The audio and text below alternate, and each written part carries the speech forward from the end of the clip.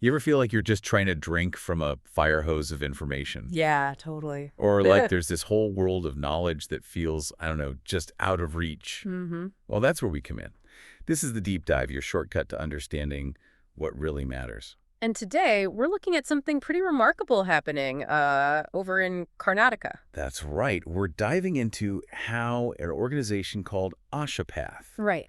working hand in hand with the Karnataka State Unorganized Women Council, is using this fascinating piece of tech called Dr. Maya GPT. Yeah, Dr. Maya GPT. And it's being used to empower individuals who currently can't read or write in Canada. And when we say empower, it's really more than just basic literacy, isn't it? Oh, absolutely. We're talking about a real tangible shift in people's lives. Gaining strength, a real sense of self-worth. Dignity? Exactly, dignity. And crucially, the ability to truly communicate their own experiences. Just try to imagine for a second, not being able to read something as simple as a street sign or properly express yourself in writing. It's hard to fully grasp, and the impact of illiteracy, it goes far beyond just those practical daily challenges. Right. Our sources, they really highlight the psychological barriers, too. Feelings of inadequacy, low confidence, even social isolation. These become really significant beat-ins for people. And access to basic information opportunities. It all becomes incredibly limited. Hugely limited. Things we just take for granted, like reading instructions on a medicine bottle or filling out a simple form, suddenly that's a massive obstacle. Precisely. And as you mentioned, expressing deeply personal things, maybe pain or suffering, that becomes incredibly difficult. Leading to dependence on others for even basic stuff. Yeah, exactly. Which naturally affects that sense of strength and dignity we're focusing on. Which is why this collaboration we're discussing today is, well, it feels so vital. It really does. So our mission for this deep dive is to understand exactly how Dr. Maya GPT is stepping in to change that story for these women in Karnataka. Okay. So what is this AI actually doing?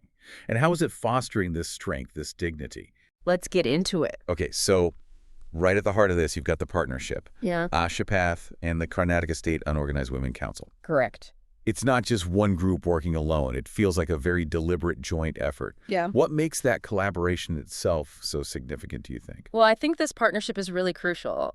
It brings together Ashapath's tech know-how, the AI side of things, Innovation. with the council's deep, on-the-ground understanding of the specific needs, the real challenges faced by unorganized women there.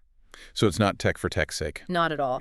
It suggests a very sort of grounded, community-first approach to actually using this technology where it's needed most effectively. Okay, so let's really dig into that core issue then, the sheer weight of illiteracy. Yeah. It's so much more than just not knowing how to read letters on a page, right? Oh, profoundly more. It impacts an individual's whole sense of self. The inability to engage with the written word, it can really erode self-esteem and limit participation in, well, pretty much all aspects of social and economic life. It creates this feeling of being on the outside looking in. And that lack of access to information that has really concrete consequences day to day. Absolutely. It restricts access to essential services, health information, government schemes. Right. It hinders the ability to advocate for yourself, for your family. It limits opportunities for growth, personal, professional. The world just increasingly runs on written communication. It does. And being excluded from that world creates these huge disadvantages. So this is the landscape. This is where Dr. Maya GPT comes in. Can you paint a picture for us? What does this AI tool actually do? Okay, so Dr. Maya GPT is an AI tool, and it's specifically designed to tackle these barriers, importantly, in the Canada language. Okay. One of its main functions, based on our sources, is its ability to read documents aloud in Canada. Wow, okay, so instantly making written text accessible through audio. Exactly. Think about that. Suddenly, any printed information isn't locked away just because you can't decode the text. That alone feels like a game changer. Just pure access. What else can it do? Well, crucially, it also helps people create documents in Canada. Ah, okay, so it's not just passive consumption. Not at all. This empowers individuals to actually express their own thoughts, their needs, their experiences in written form, something they simply couldn't do before. That feels huge. It is, and our material specifically highlights its role in helping people articulate difficult things like their pain or suffering in writing. Which is so important for getting help, for seeking justice, maybe. Absolutely. And it also aids in just general communication, allowing individuals to engage in written Canada, messages, forms, much like someone who is literate would. Okay. There's also this concept mentioned, intuitive learning. Intuitive learning, what's that about? It suggests that Dr. Maya GPT offers a more personalized learning experience. It seems to adapt to the individual's own pace, their own style of understanding. Okay, so it avoids that kind of frustrating one-size-fits-all approach to learning. That seems to be the idea, making it less intimidating, perhaps more effective. So bringing these functions together, the reading aloud, the creating documents, the communication support, this intuitive learning, how do these actually translate into people gaining that strength and dignity we're talking about? Okay, let's break it down. Start with the reading aloud function. Yeah.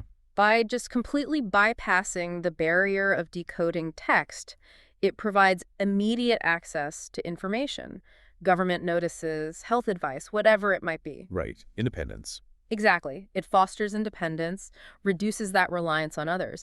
That directly contributes to a feeling of strength, of capability. Makes total sense. Taking away that dependence is a massive step. What about being able to create documents? How does that build dignity?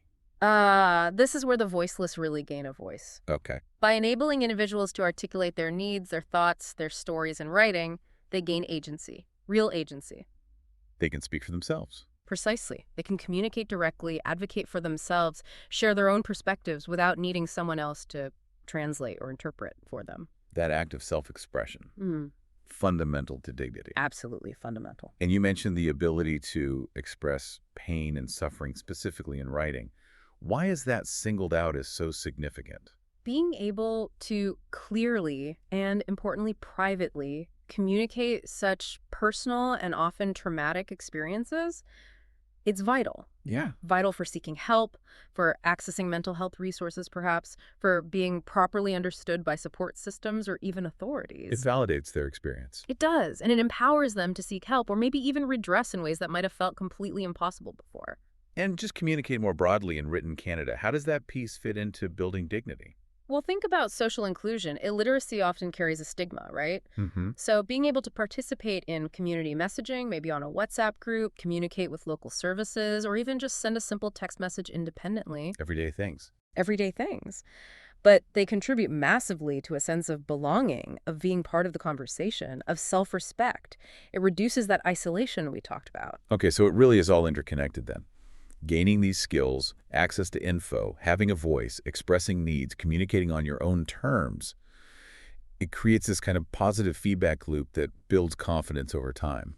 Exactly right. As individuals start mastering these skills using Dr. Maya GPT, their self-esteem grows. Yeah. And that personalized aspect, the intuitive learning, probably plays a big role there too. How so? By making the learning process feel less like a chore, less intimidating, more tailored, it likely boosts their sense of achievement, makes them feel capable. That enhances dignity directly. And we actually have a really powerful example of this from the sources, don't we? The story of Maria. Yes, Maria's story really brings all of this to life. Can you tell us a bit about her experience? So Maria participated in one of these programs using Dr. Maya GPT. She'd always felt, held back, embarrassed even by not being able to read. Understandable. Through using this AI tutor, she didn't just learn the mechanics of reading, she actually discovered she had a love for storytelling. Wow, that's incredible. From struggling to read to becoming a storyteller. It really is something. The sources say she started writing her own short stories. No way. Yes. And sharing them with others in the program. Imagine the confidence boost from that. Huge. And the connection with others, too. Absolutely. It fostered connection. It inspired other learners. And for Maria herself, this newfound ability, it opened up thoughts of further education, possibilities she'd never considered. It gave her a completely new sense of self. That's such a clear demonstration. It's not just about the skill. It's about the transformation in self-perception, social interaction. Exactly. The strength and dignity becoming real. Amazing. Thinking a bit broader now, beyond just this specific project, what's the wider significance of using AI in this way? Well, I think it really highlights the potential of AI to tackle fundamental societal inequalities. This isn't about the flashiest AI applications we often hear about. Right, not self-driving cars or complex data analysis. No. This is about using intelligent tools to empower marginalized communities with basic, essential skills. skills that can dramatically improve their lives and, importantly, their standing within society.